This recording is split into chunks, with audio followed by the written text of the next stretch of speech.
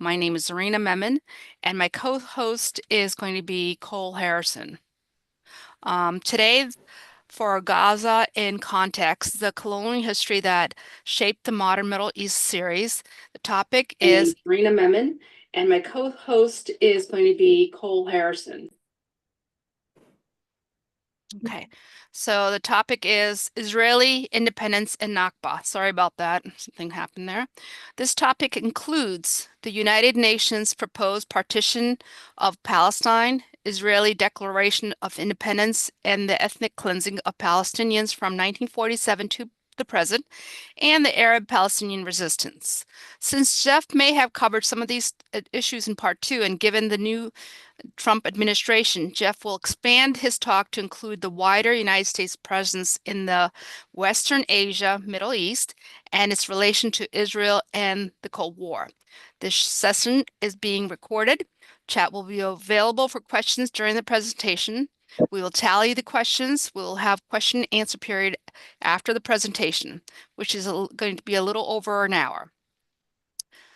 And without any further ado, one more thing. The slides for part 1 and 2, I will put links in the chat box for you to have, as well as they'll be available at the MAPA website and the MAPA YouTube channel. Without further ado, here's Jeff. Thank you. Thank you, Zarina. Thank you, everyone, for participating in this. And again, if you missed part 1 or 2, you can catch them on YouTube, and I think the links will be in the chat. So I'm going to switch to my slides. Hopefully that will work. Okay, can everyone see the picture of Gaza now? No, we don't see a slide yet. See your face. Maybe I have to share again. Yeah. Okay. There we go. We see a penguin, 2 penguins. Okay. How about that? Yep. Yeah. And I don't know if there's something to do to have my face on the screen. Maybe someone can fix that. But anyway, so, as you all know, if you've been to parts 1 and 2, this is not primarily about current events, but of course, you need to be mindful about current events. And partly because of that, I'm going to change the focus a little bit from what was advertised to look at the U.S. involvement, especially given the new Trump administration and, what's happening now.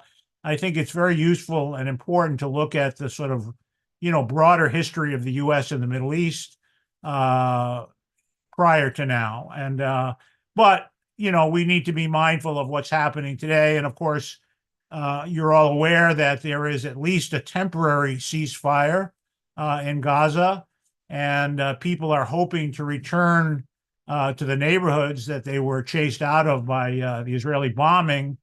Unfortunately, what they're likely to find are ruins like you see now. And of course, whether Israel will carry through on the ceasefire agreement is very doubtful. Even in the first phase, they are still refusing to allow people in Gaza to return to the north of Gaza yet, citing some sort of technical violations of the ceasefire by Hamas, very minor ones, but they're essentially holding thousands of people hostage and keeping them from returning home. Well, you all also probably know that people believe, and I believe, that it was the incoming Trump administration that was decisive in forcing Israel to agree to at least a temporary ceasefire. And even if they don't abide by phase 2 and 3, it certainly is something positive that the people in Gaza get at least a temporary respite from Israeli bombs and killing. And we can only hope that it will lead to a more permanent ceasefire. But time will tell. And of course, it's the U.S. that will be decisive in determining what happens next. So a lot of things have happened at the incoming Trump administration. One of them is this, that probably all of you have seen by now. This is one of the vehement Trump supporters, billionaire, almost trillionaire, Elon Musk, And of course, he was at one of the Trump inaugural events, was seen to make what is hard to deny is a Heil Hitler Nazi salute. And he responded variously on Twitter, one of which says, apparently I'm a Zionist and a Nazi, as though that's impossible. But in fact, it is possible to be both of those things. And in fact, during Nazi Germany, not only I mentioned last time that Adolf Eichmann visited Palestine to check it out as a Jewish homeland. Another very high SS official, Leopold von Mildenstein, made a trip to Gaza in 1934 and was so excited by it that he issued a medal to commemorate his visit that on one side says a Nazi travels toward Palestine, and on the other side, and read all about it in the Nazi newspaper, Der Angriff. And of course, as Herzl said, I mentioned in the first session that, the Zionists always sought as allies the people who were otherwise anti-Semitic because both sides agreed that the Jews should get out of Europe. And Nazis believed that before the war until they moved to extermination, and the Zionists accepted that support. It's also very odd to many people that Trump took time out from his inaugural speech to give a shout out to President William McKinley, who probably most Americans have never heard of. Maybe Trump had never heard of before someone put it in his speech.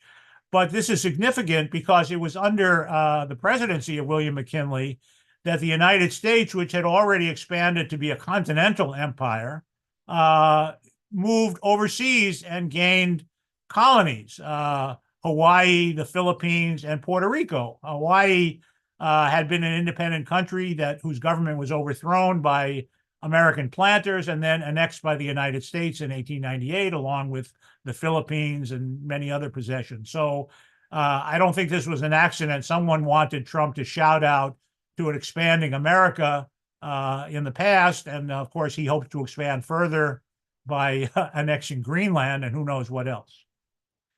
So back to the U.S. involvement in the Middle East.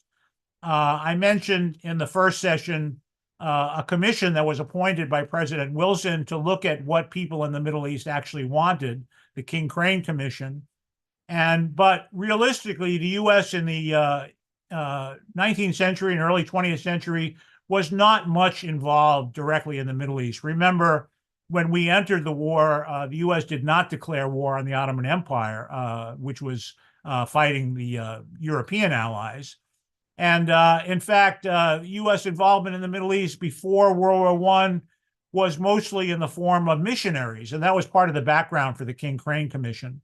Among other things, American missionaries founded in Beirut the Syrian Protestant College, which eventually became the American University of Beirut that exists today. They founded a college in the early 1900s in Cairo also.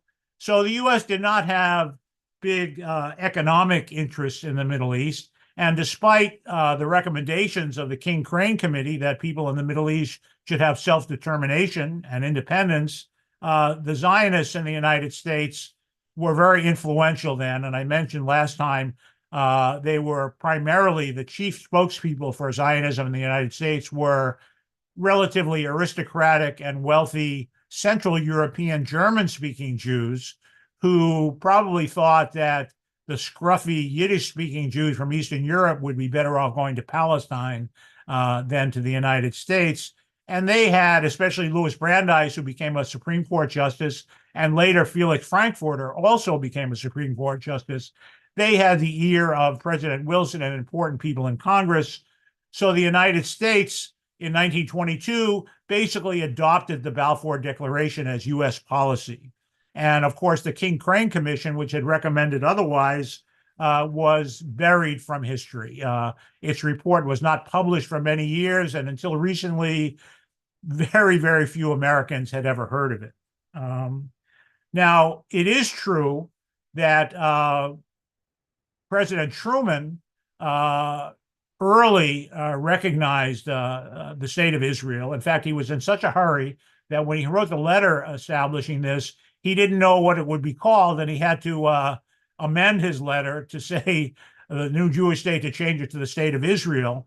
And of course, this was the first time, and not the last time, that domestic politics played a role in establishing U.S. policy toward Israel. In fact, his own Secretary of State was vehemently opposed to this, and hopefully this clip will work. 2 days before the British left Palestine, Truman summoned Marshall to the White House. Clark Clifford was asked to support the case for a Jewish state. General Marshall started off. The president listened attentively and then said, I would like now to hear from Clark. But as I spoke, I saw Marshall's face getting redder and redder.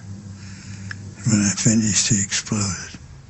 Marshall accused Truman of a transparent dodge to win the Jewish vote. Clark Clifford did not disguise the fact that Marshall was raging mad. They don't need a state, they don't deserve a state, it isn't theirs. They've stolen that land. These were Marshall's words. He turned to the president, said, I'm obliged, Mr. President, to tell you that if you should adopt the policy that is recommended by Clifford, I would be unable to vote for you in this coming election in November. Of course, Truman had been FDR's vice president, and he was up for re-election in 1948. And it wasn't so much, as far as we know, Jewish voters that he was concerned about, because even then, a minority of American Jews were Zionists. It was friends, influential friends he had, and fundraising, which from pro-Israel sources, and of course that continued to play an important role. Now, 2 days before, we're used to thinking that the U.S. view of the Middle East has always been something like this. That is, with Israel and the countries that are made peace with it as, sort of outsized, and everybody else kind of in the shade.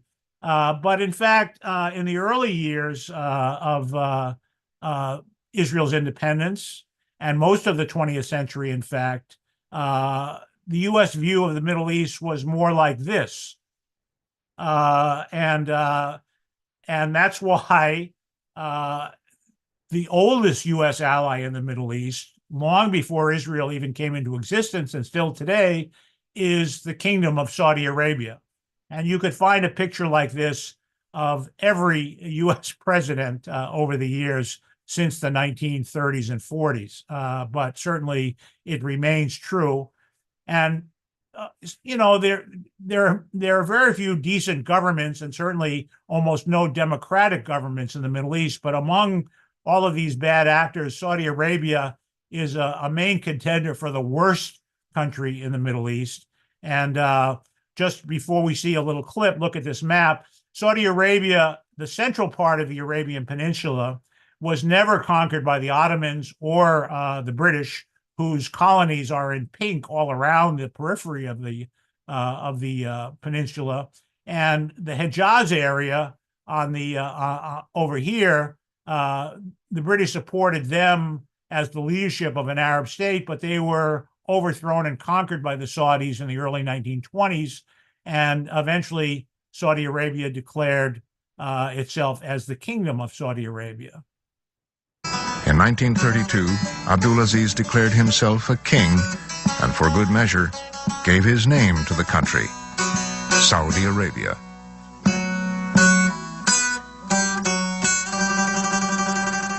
To unite the kingdom, King Abdulaziz married a daughter of every tribal chief in his realm and produced 45 legitimate sons. Every Saudi king since has been a son of Abdulaziz. How many daughters he produced is unknown. They are not counted.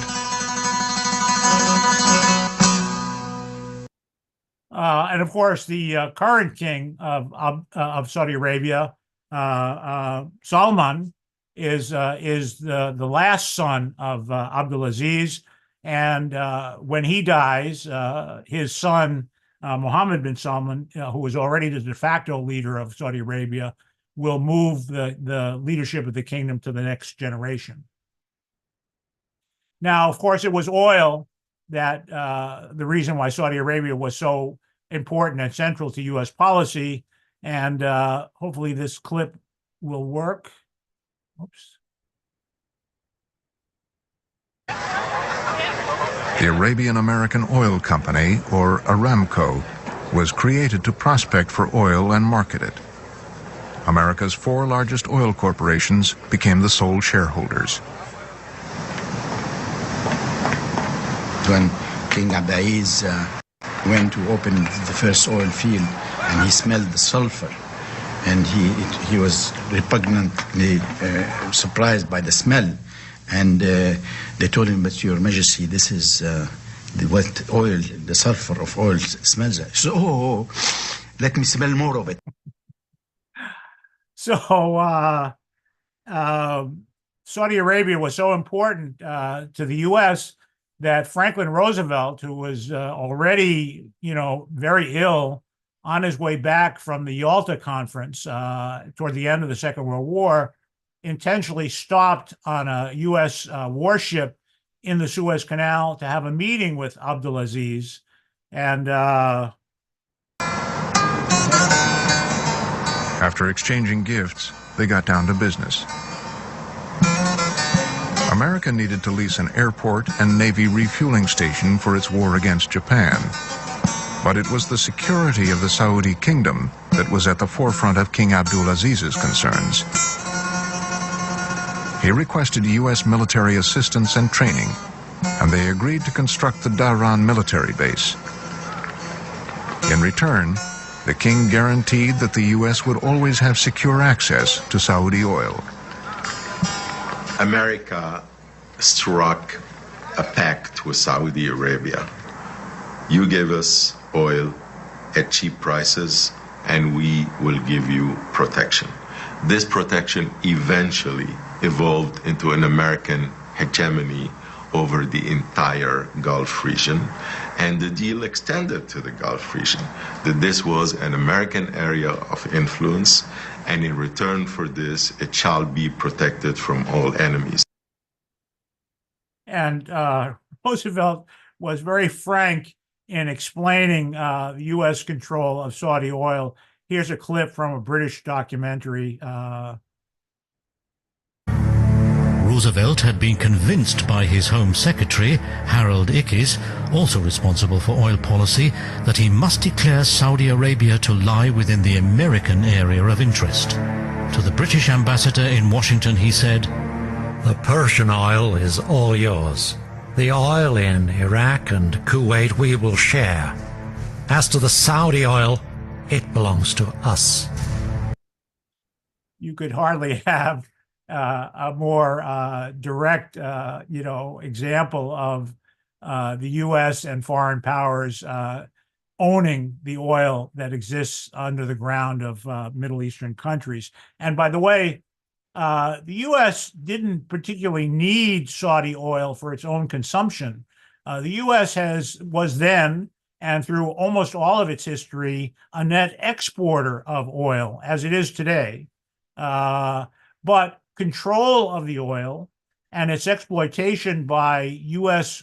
petroleum companies was immensely profitable.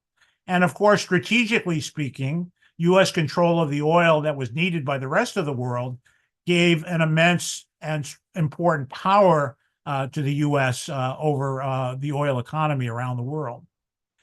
So the consortium that was established to exploit the oil of Saudi Arabia was originally called the California Arabian Standard Oil Company, because California Standard Oil was one of the main shareholders, and its headquarters was in San Francisco.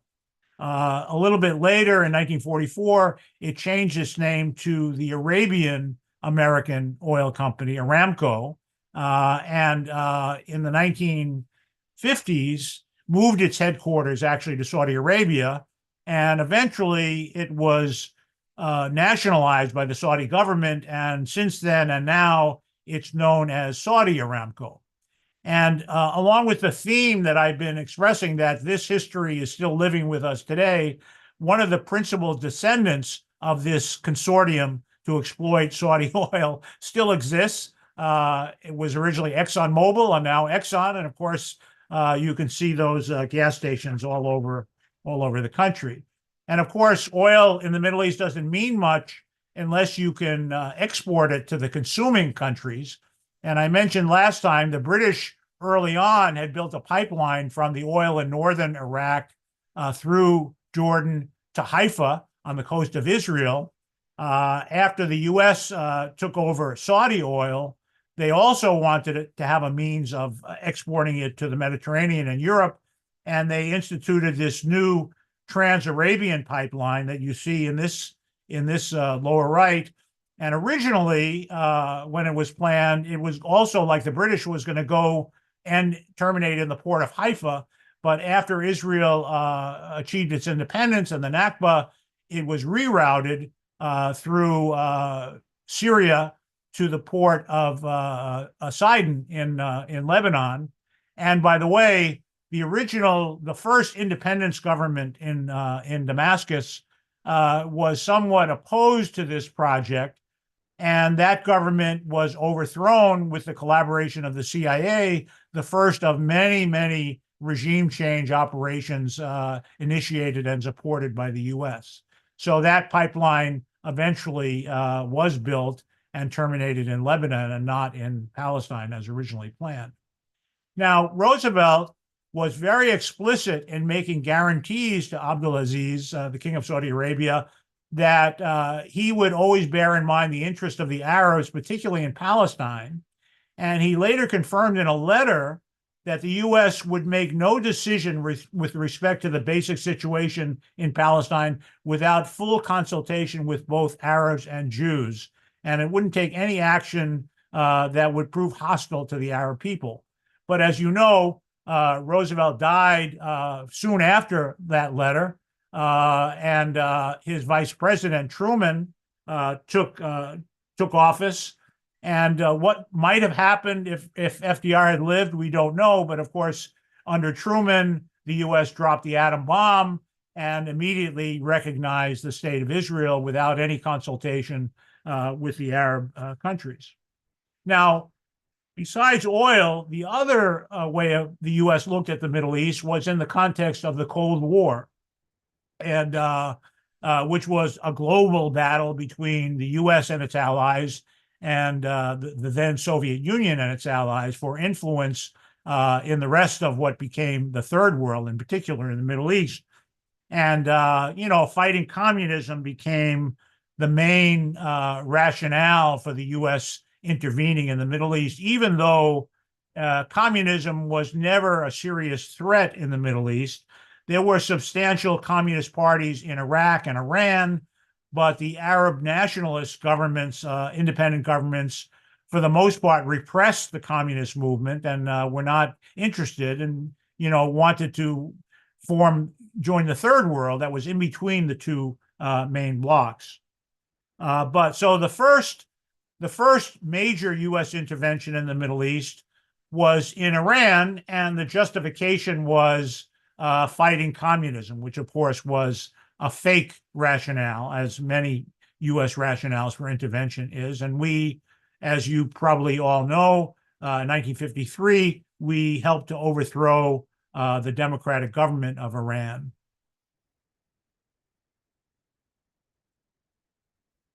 Oops. No sound. Well, sorry about that. I won't play it. Anyway, the net result was, you all know, Iran had nationalized the oil in its own country, which had been controlled by the British until then. And in response, the British asked for U.S. help in overthrowing the democratic government of Iran. And it succeeded. brought back the Shah. And but importantly, when the smoke cleared after the CIA initiated coup, it was U.S. companies that controlled the oil in Iran, not British companies. And this was part of the process in the post-war Middle East. It was a gradual process of the U.S. replacing the British as the main imperial power in the Middle East. And one of the key events happened not long after the coup in Iran, and that was the new nationalist leader of Egypt deciding to nationalize the Suez Canal that ran through its country. You remember the French had built the Suez Canal in the 1860s. The British basically took over Egypt in the 1880s and ran it, even though Egypt was nominally independent, but it was a sort of puppet government of the British. When the Kingdom of Egypt was overthrown, the nationalist leader Nasser moved to nationalize the canal. A new Middle East crisis arises as President Nasser of Egypt tells a wildly cheering crowd in Alexandria that Egypt has seized the internationally owned Suez Canal. His announcement touches off a rapid series of reprisals and counter-reprisals. Britain freezes all Egyptian funds, and Egypt retaliates with the same measures. France lodges a bitter protest and suggests military action. The 85-year-old waterway, of which the United States is the second biggest user, brings a three-power meeting in London to discuss the biggest threat this year has posed to world peace. The three-power meeting in London, by the way, was between France, Britain, and Israel, where they planned in secret that Israel would invade the Sinai and that the British and French would use that as an excuse to attack Egypt and retake the canal under the pretense of protecting it from war. And that's what happened. Israel launched an attack on Egypt in late October 1956, and then the British and French responded. By the way, the French also had another reason for trying to overthrow the government of Egypt.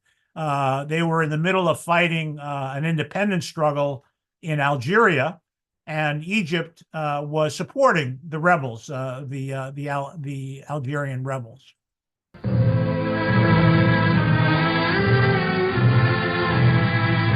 The Suez Canal, storm center of controversy for weeks, now becomes a cause of war in a lightning sequence of diplomatic and military moves. Since its seizure and nationalization by President Nasser of Egypt, the vital waterway has precipitated a new crisis in the already tense Middle East. Crack French units are embarked at Marseille, bound for a joint staging area with Great Britain on Cyprus, less than an hour's flight from Egyptian ports, where they are prepared for seizure of the canal by force. Simultaneously, Britain reinforces its garrison on the island for the same eventuality. A naval concentration in the eastern Mediterranean strengthens the military buildup, even as Israel, in a lightning attack, thrusts deep into Egypt to the vicinity of the canal. France and Britain issue a 12-hour ultimatum that all fighting must cease. Within hours of its expiration, Britain's warplanes are winging their way to Egypt, and its bombers attack 5 key cities, including Cairo.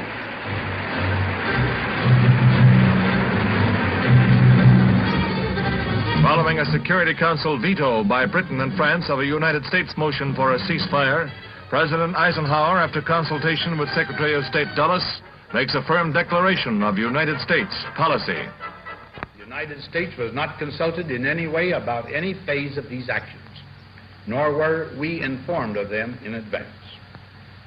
In the circumstances I have described, there will be no United States involvement in these present hostilities. I therefore have no plan to call the Congress in special session. Of course, we shall continue to keep in contact with congressional leaders of both parties. It is our hope and intent that this matter will be brought before the United Nations General Assembly. There, with no veto operating, the opinion of the world can be brought to bear in our quest for a just end to this tormenting problem. Now, it's hard to imagine how different the U.S. response was to Israel's aggression then compared to now. And also to remember that we're used to thinking of the Republican Party in the United States being fanatically pro-Israel, and the Democrats at least, somewhat equivocating, or some of them. But in the 1950s, it was the reverse, that the Republicans were not very committed to supporting Israel and put U.S. interests as they saw it first, and including going to the General Assembly to ask for a vote when Britain and France had vetoed action in the Security Council. It's the exact opposite of what the U.S. has been doing recently in support of Israel, when the U.S. vetoes in the Security Council and the General Assembly votes overwhelmingly to oppose U.S. policy. But then it was the U.S. using the General Assembly to support its policy. So the British and French had to withdraw pretty quickly. After President Eisenhower refused to supply Paris and London with oil and money, the English and the French had no other option than to immediately withdraw and leave the reopening of the Suez Canal to the UN Blue Helmets, as initiated by Eisenhower. So the British and French withdrew pretty quickly, but Israel refused. And as Ben-Gurion had said then, it was their intention to permanently keep the Sinai area and expanded Israel, which was their expectation. And they tried to defy the General Assembly. But Eisenhower really made some very strong statements, something that's unthinkable today.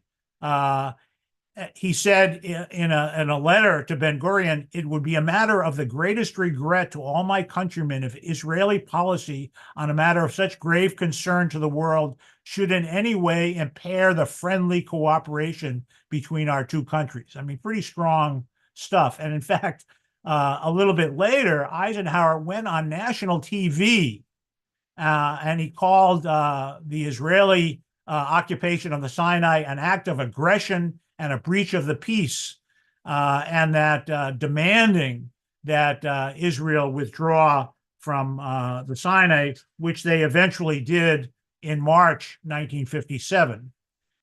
This was a great victory, obviously, for Nasser and the idea of Arab nationalism, but also scared the U.S. because Nasser had made agreements, economic and military equipment agreements with the Soviets, and his prestige was very powerful all over the Middle East then and caused a lot of nervousness in Washington.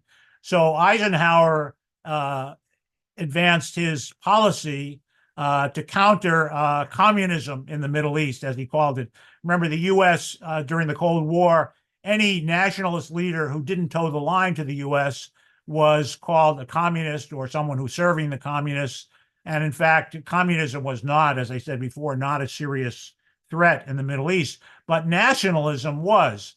And following the Suez crisis, there was unrest and a movement in the direction of national independence in Jordan, in Syria, in Lebanon, Iraq, and this put the final nail in the coffin to British presidents' presence in the Middle East. And here's, by the way, up until now, all the newsreels, including this one, are British newsreels, but several of the clips I showed about the Sinai crisis for the first time are American newsreels, because America was paying attention to the Middle East almost for the first time in the public.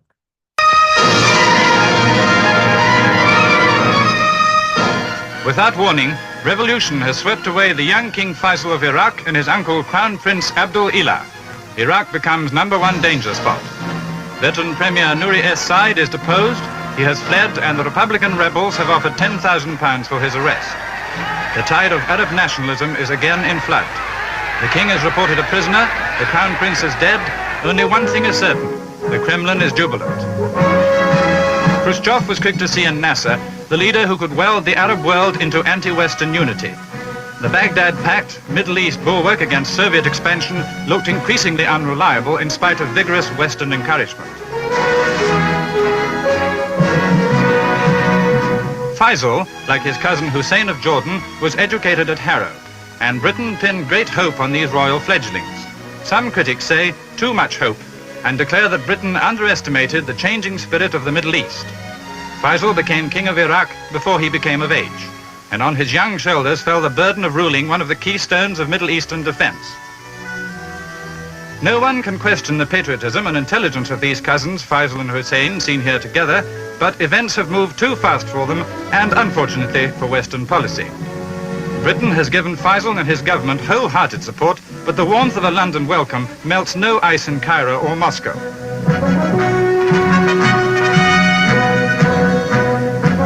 Oil-rich Iraq, so vital to the Baghdad Pact, is, temporarily at least, in anti-Western hands. The most dangerous crisis since Nasser's star first rose in the Middle East. So I remind you that in the years following the First World War, the British had put Faisal, one of the sons of Sharif Hussein, as king of Iraq, and another son, Abdullah, as emir and then king of Transjordan, later Jordan, and Hussein in Jordan and the deposed king in Iraq were both grandchildren of those leaders that had been installed by the British. Iraq before 1958 was nominally independent, but in fact was under British protection, so-called. And that all of that changed in 1958. And by the way, it was the first time the U.S. directly intervened militarily in the Middle East. It sent a fleet to coerce Lebanon into, refusing to participate in this upsurge of Arab nationalism. It was the first and certainly not the last U.S. military intervention in the Middle East. And it also put paid to the U.S. policy of sort of deputizing Britain as the sort of colonial controller of the Middle East. In 1955, we had engineered the creation of what was called the Baghdad Pact, which included Turkey, Iran, Pakistan, all sort of pro-U.S. Countries in the Middle East, and Iraq, which was under British control. And of course, with the overthrow of the British in Iraq, the Baghdad Pact became moot, and it was the final blow to sort of any pretension of British control in the Middle East. And by the way, King Hussein of Jordan, who had been, as his predecessors were, on the British payroll, in effect, were transferred to the CIA payroll, where the kings of the current king of Jordan still gets a subsidy, a direct subsidy from the United States.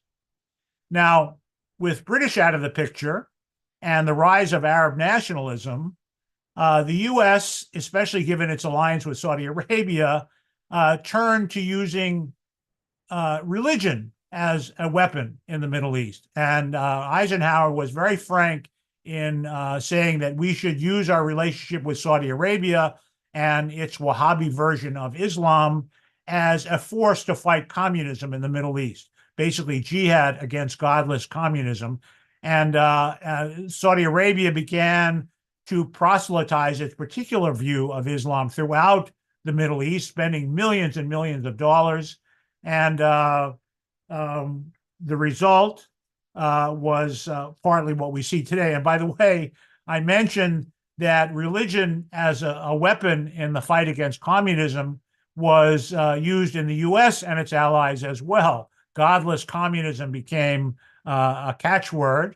And here in the U.S., some of you may be old enough to remember, it was in the 1950s that under God was incorporated into the Pledge of Allegiance, which all school children were required to say. And the motto, "In God We Trust," was put on our money. That doesn't go back indefinitely in the past. It was a product of the Cold War. In the Middle East, it had the effect of, over the many decades, of transforming a largely secular society such as Egypt and Iraq into much more religiously observant societies under Saudi influence. And here you can see a picture of the graduating class at the University of Cairo in the 50s and one from in the 2000s. And you can see in the 50s, it was very uncommon to see women wearing hijab covered in Cairo. Today, it's almost universal.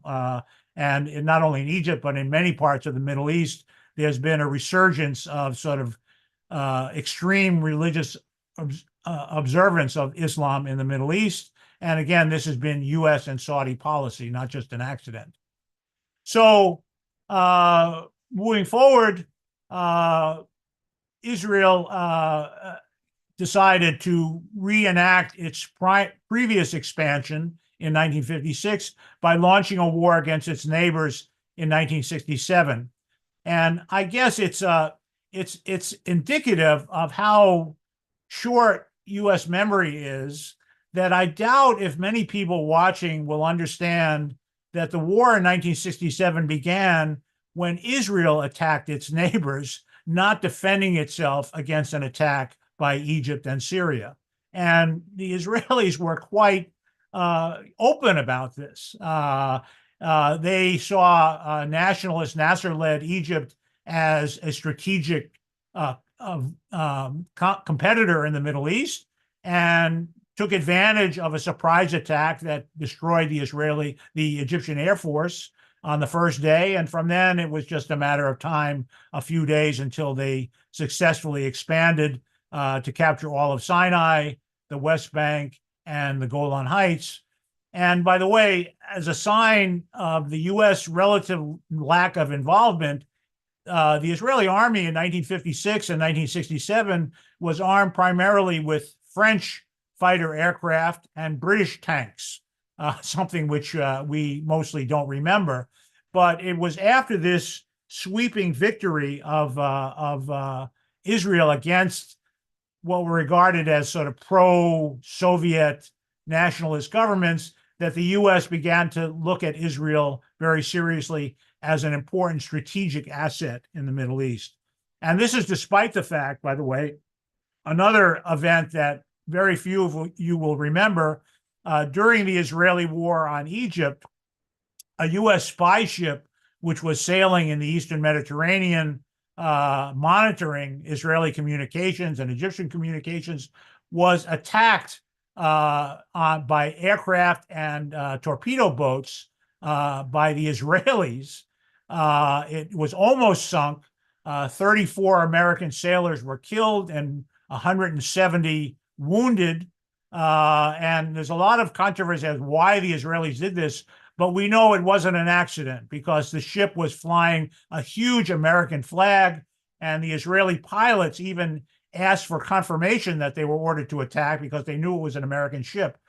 This was covered up completely, and still to this day, there's never been a satisfactory resolution or reparations for Israel, this Israeli attack. And by the way, part of this is because at that time, the Democrats were in power. This was Lyndon Johnson, and the Israeli lobby in the United States was already flexing its muscles in a very powerful way. Now, this is a reminder that although we all know that Israel has fought many wars in the Middle East since its foundation, but nearly all of them were fought on the territory of its neighbors.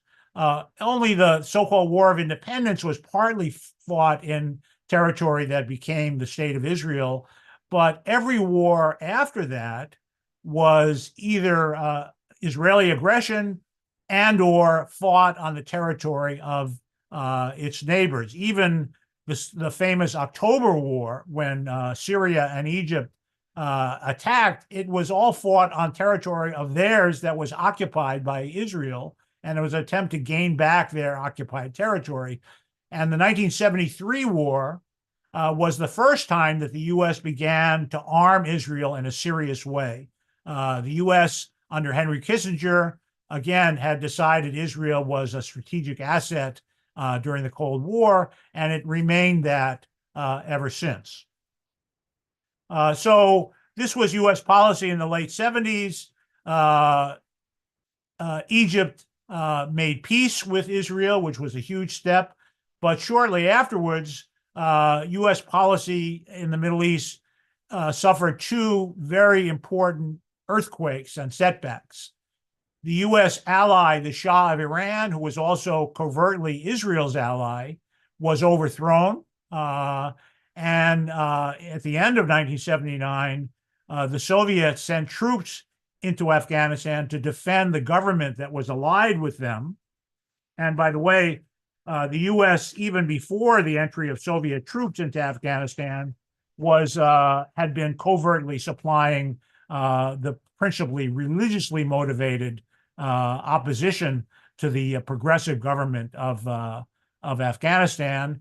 And Carter issued his own doctrine that again justified fighting the Soviet Union in Afghanistan, and again couching it in the idea that the U.S. will take as an assault on them any attack or communist influence threatening its oil possessions in the Middle East. And the rest is probably well known to some of you. The U.S. and the Saudis and Pakistan financed a war led by traditional religious extremists in Afghanistan. Afghanistan became, as was hoped for, the Soviet Union's Vietnam, and bled them severely. And of course, among our allies in that struggle were a lot of foreign fighters, principally from Saudi Arabia and elsewhere, led by the then little-known Osama bin Laden and his organization called Al-Qaeda. Not for the first time, Al-Qaeda was on our side in the Middle East. And the result was, after many ups and downs and decades of U.S. intervention, what had been a modernizing, progressive society in Afghanistan was completely overthrown and replaced by various iterations, ultimately the Taliban. And of course, it was a huge setback for the people of Afghanistan, particularly the right of women.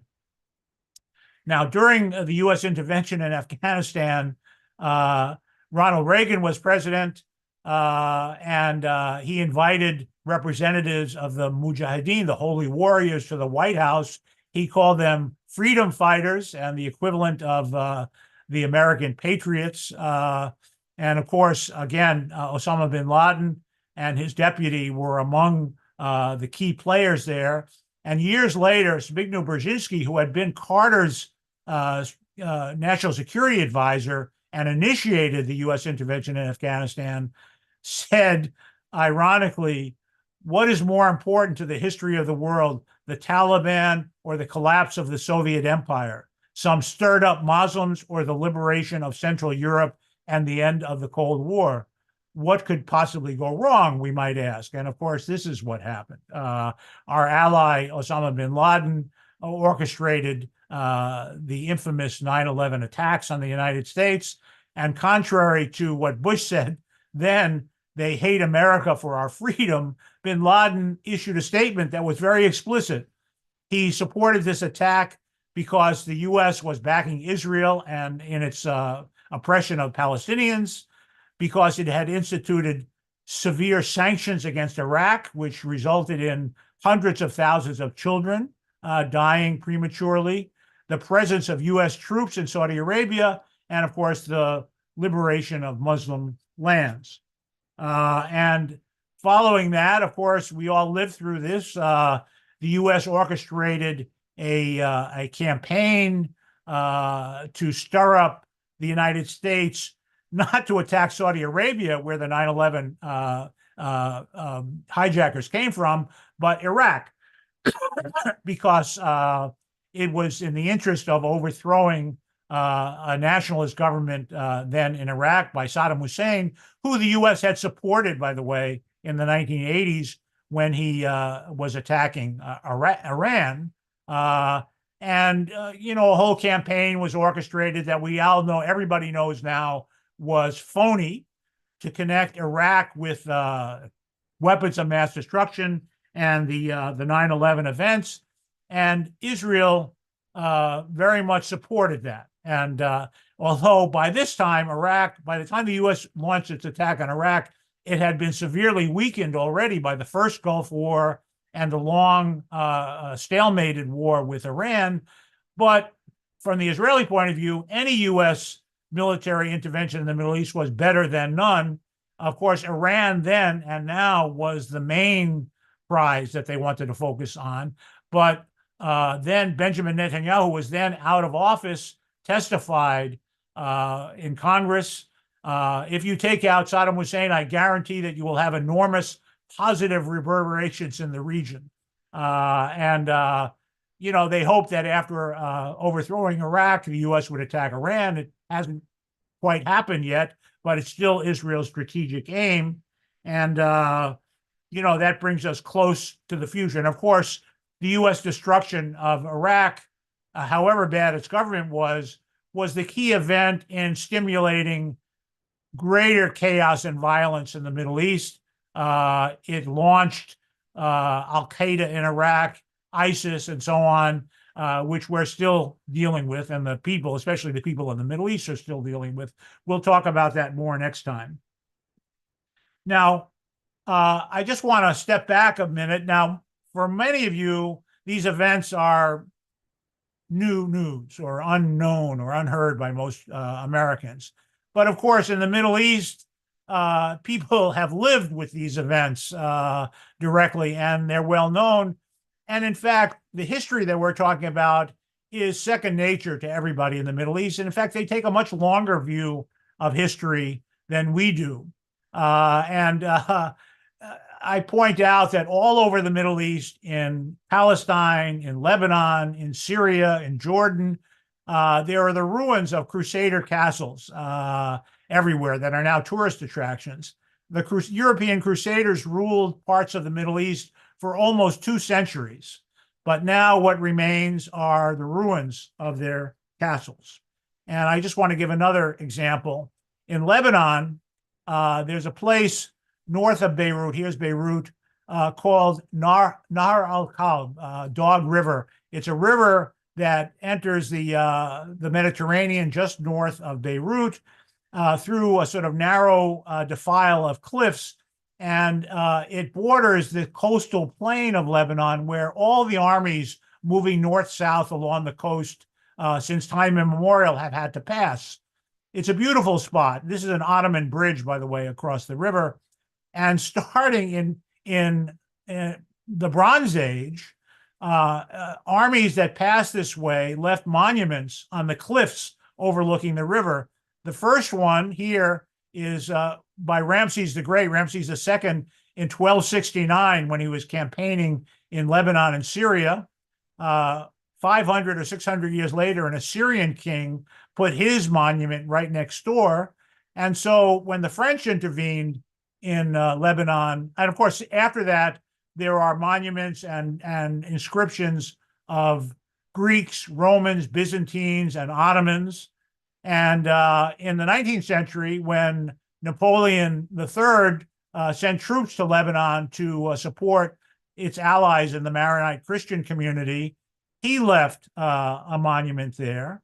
And then it was followed by the British, who marked their conquest of Damascus and Homs in 1918, defeating the Ottomans.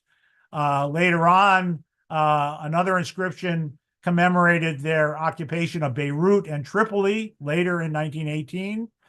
And the French, General Gouraud, whose troops conquered Syria in 1920 and expelled King Faisal, also made an even more grandiose monument. And by the way, I point out, as I mentioned before, the so-called French troops that invaded Syria were mostly African colonial troops, which French officers from Senegal, Algeria, Morocco, and so on. So it was logical when Lebanon finally achieved its full independence in 1946 that they erected a monument in the same place, and that's the one you see on the right with a photograph of Lebanese officials sort of celebrating it. And the French had erected a huge monument for the glory of the French army on the Corniche, the seaside walkway in Lebanon. And the Lebanese didn't want to take the chance of just destroying it, so they dismantled it and moved it to Nar al-Kalb.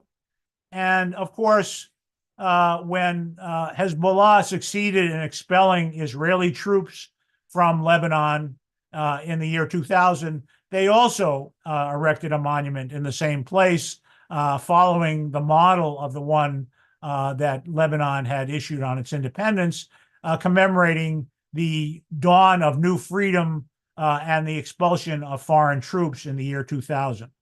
So that's just to indicate that this history, which is obscure to most of us, is what people in the Middle East live with day to day.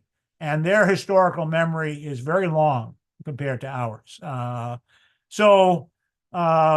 With that, if someone can report some of the questions or comments, I'd be glad to respond.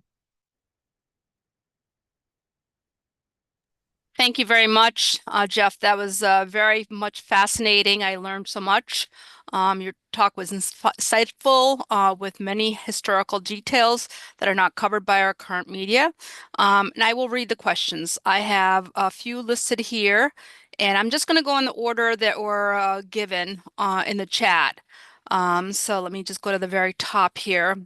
Some of them may repeat, so pardon that. But can you please share the name of the Nazi who traveled to Palestine? And somebody did respond to that, and they said something about Leopold von Mildenstein. Yes. Yeah. And by the way, he didn't only travel to Palestine, he attended Zionist meetings during Nazi rule in Germany. After the Nazis came to power, very quickly they banned all Jewish publications except the ones that were explicitly Zionist. And von Mildenstein actually attended Zionist meetings in Germany enthusiastically. Again, you can be a Nazi and a Zionist at the same time, as Elon Musk is demonstrating. Very interesting how that is still there. And then another person asked about the documentary. Where did it come from? On Clark Clifford video. It sounded like a PBS video or something, or the is that what it was? Okay. Yes. And maybe somebody said a Frontline, so I wasn't so sure. Yeah, there was a Frontline. There have been several Frontline documentaries about the Middle East and about Saudi Arabia.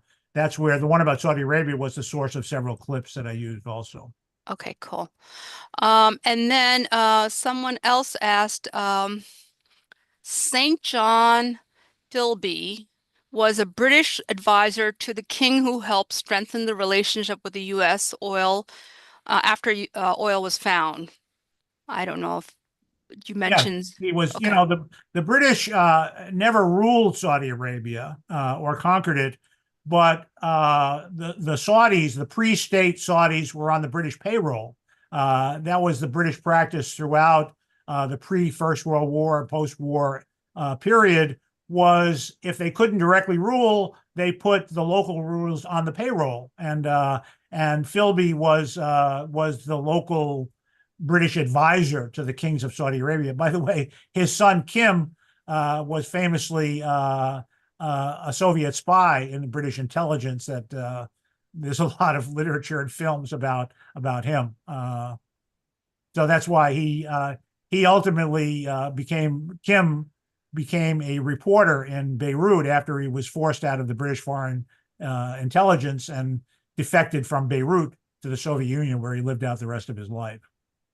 So Zena, I got a couple that I saw in there. Okay. One is by Antonietta Jimeno. What is the history and relationship between Zionism and Israel's so-called biblical right to occupy and take Gaza or any Arab land? Well, we talked about it in the first part. I mean, the Zionists claim that they are the sort of genetic descendants of the ancient Israelites, and therefore somehow they have a right to recapture their ancient homeland after 2,000 years. They also claim, along with that Jews are not a religious community, but a national community, which was, a different idea than most Jews supported at the time, and many Jews still don't support it. Again, you can accept that argument or not, but it's like saying Irish Catholics in Ireland and Italy are a nationality. The Zionists in Europe spoke Yiddish or German. The Jews in the Middle East spoke Arabic or Farsi, Persian. And the idea that they formed a national community before the state of Israel doesn't make a lot of sense when you look at it rationally, but that's their claim. It would be like saying, the Greeks should rule Constantinople because it was the center of their religious community for more than 1,000 years. And it shouldn't be ruled by the Turks. It should be ruled by the Greek Orthodox. So you can accept that claim or not. I don't. To me, Judaism is a religious idea, and people can practice that religion or not, but it's not a nationality. I have a couple quick questions also. Before you ask your question, do you mind if I call on Abby? She had written in the chat. She has a couple of questions. Go right ahead. Why don't we call on her? You're muted, Abby. Still muted.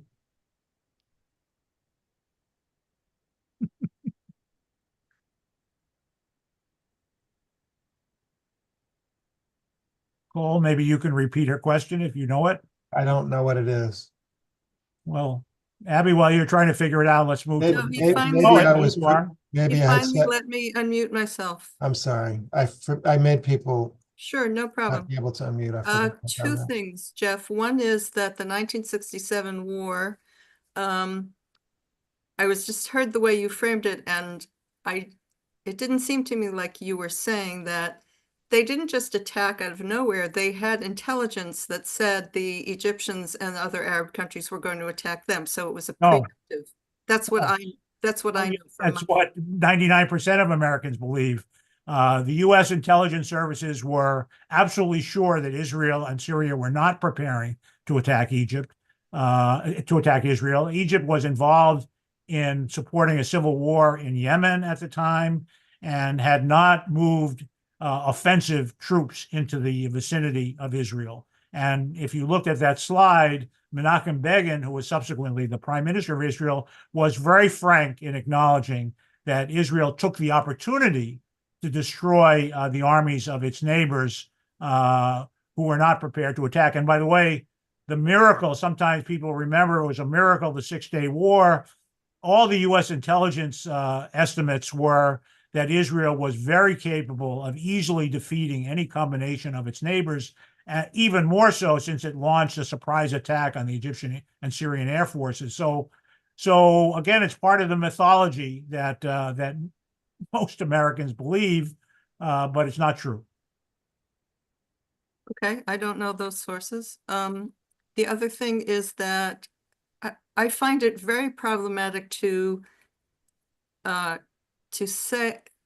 connect Zionism, Nazism and Zionism, and to say that like Elon Musk, the Heil Hitler, or the people who wanted to get rid of the Eastern Jews from Europe, they didn't want them, particularly Chaim Weizmann and his folks didn't want them coming to England. So they're like, yeah, let's send them to Palestine. But I don't see that as Nazis or people with a Nazi bent were Zionists. And that sounded like that's what you were saying, or that they at least supported Zionism?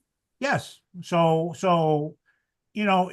again, Theodor Herzl wrote in his diary in the early years of the modern Zionist movement that the anti-Semites and the anti-Semitic countries would be their best allies. And of course, that's true. Not the only, it doesn't mean everybody who supports Zionism is a Nazi, but Zionism was compatible with anti-Jewish racism and Nazism. And the Zionist movement, the pre-state Zionist movement, negotiated with the Nazi government to facilitate the travel of Jews with their property. Jews could leave Germany with their property only if they went to Palestine, not to any place else. And before the war, many Nazis were enthusiastic supporters of Zionism, not because they loved Jews, but because they agreed with the Zionists that the Jews should leave Europe. And that was part of the motivation of Balfour in issuing his declaration supporting the Zionist project. He preferred the Jews to go someplace else than England. So it's not to say that Zionism is Nazism, although you could argue that what the Israelis are doing in Gaza now. Yeah, but we're talking about Europe in the late 1800s. Nazis supported Zionism in the 1930s and still today. Yeah, if you use the word compatible, I'm fine with that. I just equating them, just that language. I never equated them. I said that Nazis could support Zionists, could be Zionists as well, and they were. Yeah. And still are. Okay. Okay, got it. So Francisco Manuel has his by the way, just when Elon Musk, performed his sort of Heil Hitler salutes twice, the Anti-Defamation League, which was originally established to defend Jewish civil rights and fight anti-Semitism, they leapt to his defense, as did Prime Minister Netanyahu, who said basically that Elon Musk can't be a Nazi because he supports Israel. And supporting Israel has always been a get-out-of-jail-free card for anti-Semites historically, and it still remains so today. Okay, thanks. Francisco. Yes, I wanted to for you to perhaps enlight us as a question. During the Suez crisis, the French went to great lengths to trying to convince the British into going to the war, something the British didn't want to, and also were very surprised or irritated that Israeli officials were also invited to that secret meeting where they decided how things were going to be played. And there is a kind of obstination from France more than from Britain in a kind of a revenge. And could we still see from this obstination from French that has been going for a long time also why they have this so strong support for Israel today? The French are some of the strongest supporters, the British as well. Yes, so how do you see this support today in terms of historical past? Well, I'm not an expert on British or French politics, but similar to the U.S., they have important supporters of Israel within their societies. Part of it is inertia from the time of the Cold War. You're right that the French were more enthusiastic in intervening in 1956 against the Egyptians because the Egyptians were supporting the Algerian independence struggle. So they had a second reason. It wasn't just their canal, which was the British motivation. It was that they wanted to destroy Egypt to keep them from supporting independence for Algeria. Today, the Germans are the biggest supporters of Israel in Europe, and you can take that for whatever irony you want. And Elon Musk, by the way, besides making his Heil Hitler salutes, is an avid supporter of the Alternative for Deutschland party in Germany, which is the home for the neo-Nazi movement in Germany as well. So, again, Germany gets a get-out-of-Nazi-free card for being the most vehement supporter in Europe of Israel and armor of Israel. But at the same time, AfD in Germany, they are extremely Islamophobic. Yes. Well, Islamophobia is something that Israel promotes and its allies promote because, Islam is the majority religion of the countries that oppose Israel. So not surprising. It's why the right wing in this country is also very Islamophobic and pro-Israel at the same time. Okay, And why don't Trump, we go now who to knows what Trump, nobody knows what Trump believes or is going to do. He's unpredictable, which frightens the Israelis, by the way, because the Democrats were totally predictable. And nobody knows what Trump is going to do. Probably Trump doesn't know what he's going to do from day to day. And that's unsettling for U.S. policy and for Israel in the Middle East. Zarina, do you want to go to your questions now? Yes, actually, I'm going to go with one question out of the two. I think one is a weaker question, but the other one is in 43, when Truman was taken over after FDR died and Hiroshima was bombed, you mentioned something about Israel was immediately recognized by Truman. Is there significance on this? Is there any more information you can give? Well, it was charged at the time. Remember, George Marshall was his Secretary of State, who was very famously was the author of the Marshall Plan, sort of rebuilding Europe and NATO. But like a lot of people at that time in the State Department, he was didn't want to alienate the Arab world, particularly the oil possessing Arab world, by supporting Israel, and he was cognizant of FDR's promises to the Saudis that he wouldn't sort of throw the Palestinians under the bus.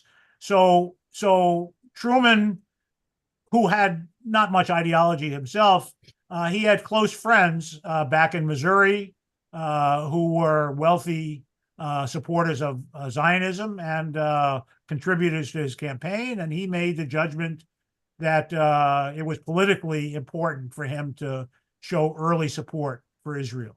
And again, then as now, it's not so much the Jewish vote in the United States. Jews are more or less a 2% minority in the United States, but important contributors to political campaigns come from a pro-Zionist point of view. And this was influential on Truman as well as his followers. And by the way, he was wrong that there weren't, even then, that there weren't any people who cared about the Palestinians in the United States, because there were then and increasingly now. And many people believe that the Biden administration's support for genocide in Gaza was a contributing factor to the loss of Harris to Trump.